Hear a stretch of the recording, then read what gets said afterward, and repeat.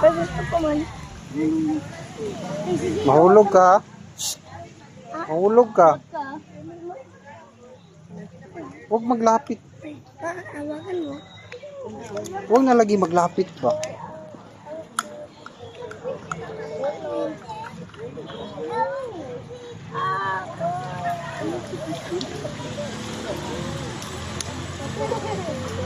Ay, hindi nila ginakain ang fingers ko pang.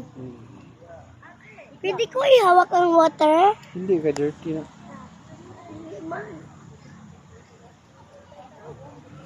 Water na daw at chinchin. Ako pinahawak ko. Kasi pagkat at chinchin out fingers.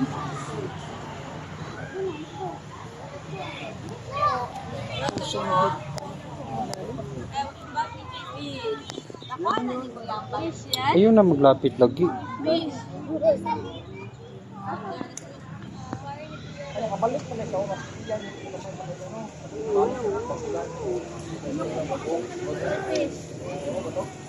Asam tiger.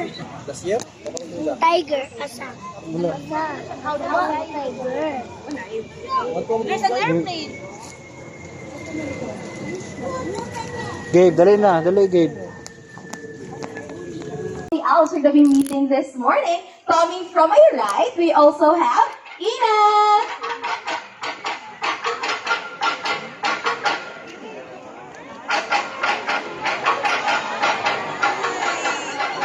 Ladies and gentlemen, meet Ina, our Everett Stops Owl. Now I would like to ask everyone, nakikita ba ng lahat si Ina? Can everybody see Ina?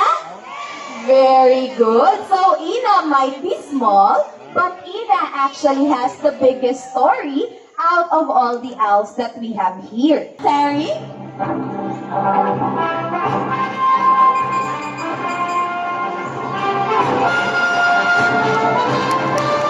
Ayan. So si Terry po ay isang Mindanao Tariktik Hornbill o isang Mindanao endemic bird. That means dito lamang po sila sa Mindanao makikita. So if you're on what to do. Ayan. So I guess Terry is ready. Our volunteer is ready as well. Come on, Terry. Palakpakan naman po natin si Terry at ang ating volunteer. Once again, thank you very much po for volunteering and for helping us sang Rufous Hornbill. Or locally, tinatawag natin sila Kalaw. Very good. So here in Baguio District, nako, ang dami-dami pong mga kalaw dito. And that's because of the forest that we have here. Napakarami kasing punong kahoy dito sa ating kagubatan. And usually, yan ang gustong-gusto ng ating mga kalaw. Now, let me share to you a distinct characteristic about this bird. You know what? Kalaw or hornbill has a distinct look and has a distinct sound that resonates.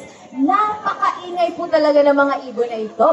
As a matter of fact, our local tribes use hornbills as clock in the forest. Because at a certain time of the day, like 5 a.m., 12 noon, or 5 in the afternoon, they start making noise. Nag-iingay po talaga sila.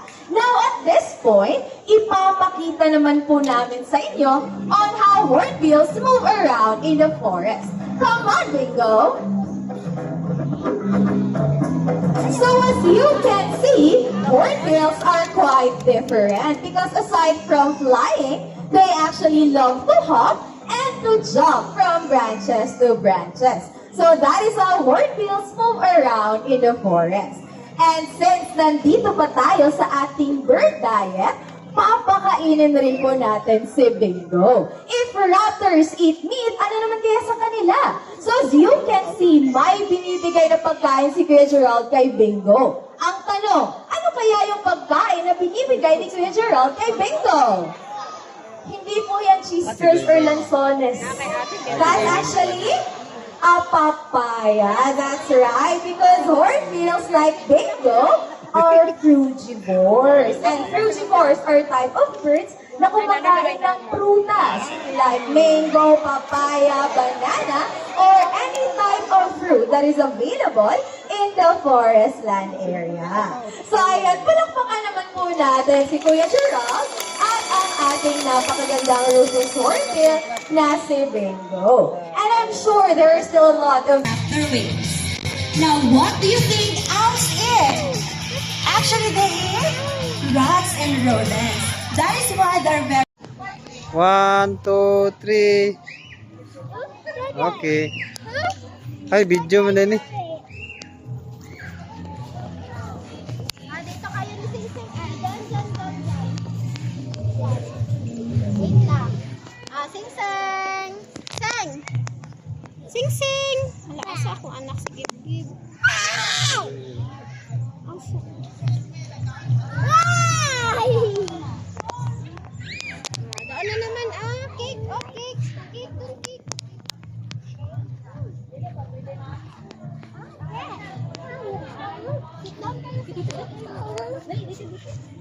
Ay, mahulog chinti. Daday. Daday, tingin dito. Daday. Day, Tingin, daday. tingin dito ba? Mahulog ka. Sit down ikaw. Just sit down. Oh, sulod na ta kay Nanay Kurente. Ako. Hala, hindi ko Tara, tara, tara, Nanay Kurente. 1, 2, 3. Tara na. O, tara na. O, dahil na, anak.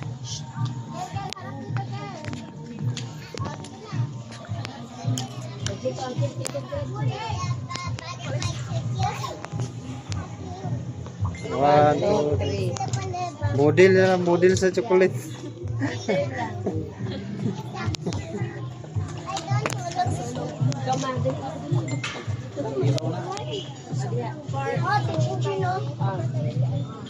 Dali na, give. Bagong bapa.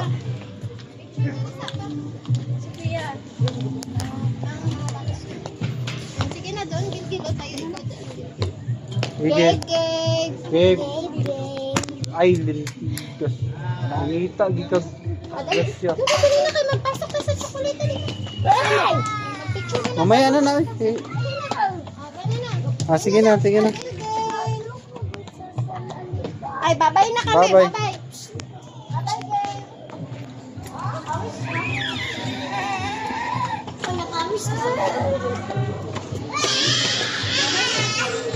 Bye. Dito sing-sing.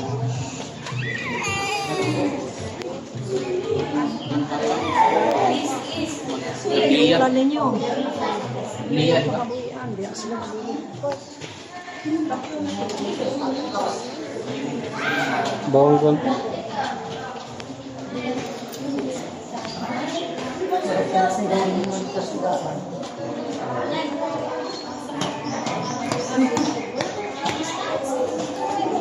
Baligid ay yun sa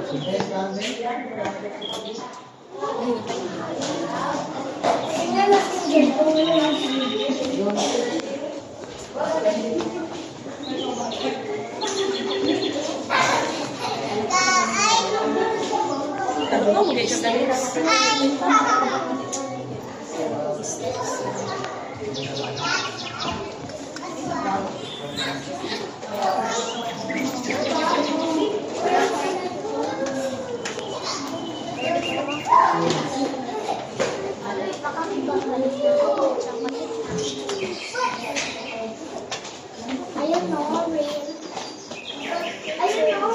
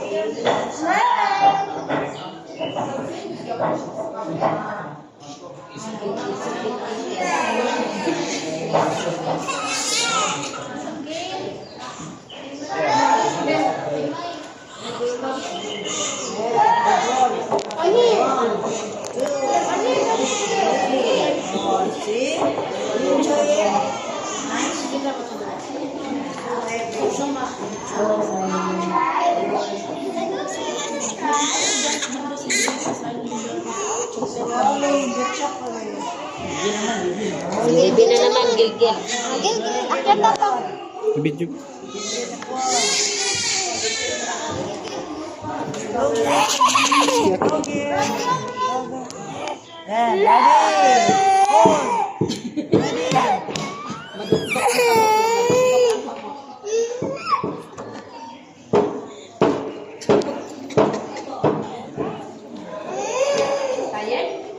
Tapos kapag ka color, yung game siya for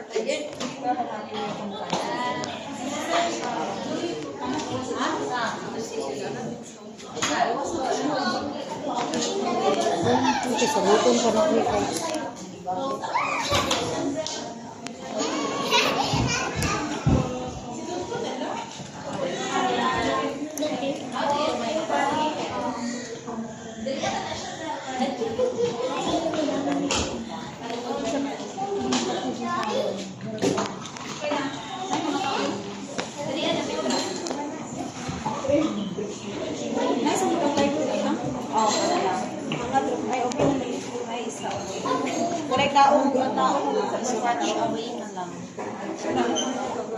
Sige, basta din.